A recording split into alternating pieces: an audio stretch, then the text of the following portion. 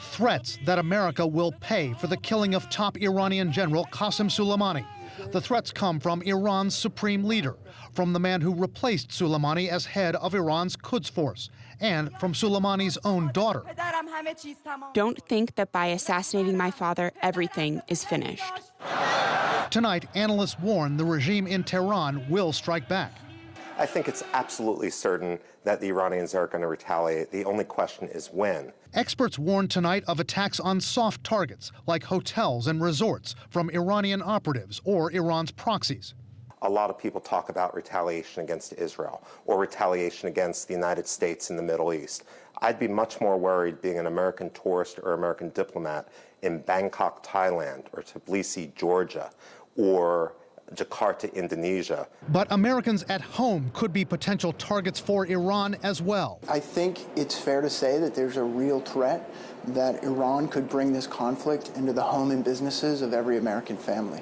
Analysts say Iran has beefed up its hacking capability since it was attacked by the Stuxnet virus, which damaged its nuclear program several years ago.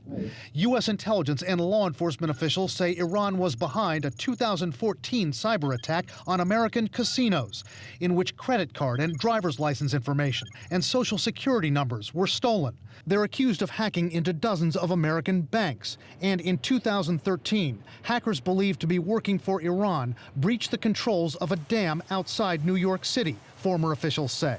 While they didn't have the ability to manipulate systems, they certainly did compromise the critical infrastructure, the control systems of the dam, and they were poking around within the systems. One law enforcement official and several national security experts tell CNN another major concern is American diplomats and military installations being targeted in the Middle East. Iran and its proxy groups, like the Lebanon-based group Hezbollah, which the U.S. considers a terror group, have struck at the American military before, like in the 1996 Khobar Towers bombing in Saudi Arabia, where 19 American servicemen were killed, nearly 400 others wounded. Hezbollah is also a dangerous Iranian ally for an attack on U.S. soil. The terror group is believed to have weapons caches in the West to launder money through drug trafficking operations in Latin America, and a recent criminal case suggests it has sleeper cells inside the U.S. And experts say a hit from Hezbollah allows Iran to keep its fingerprints off an attack. What I think the chief Iranian concern is going to be plausible deniability. So I suspect we're going to see some bombings, but we're not going to see the bombings with a return address, obviously in Iran. A targeted assassination by the Iranians on U.S. soil, experts say, is also a distinct possibility. The Iranians are believed to have killed a prominent Iranian dissident in the suburbs of Washington by having an assassin posing as a mailman shoot him at his doorstep.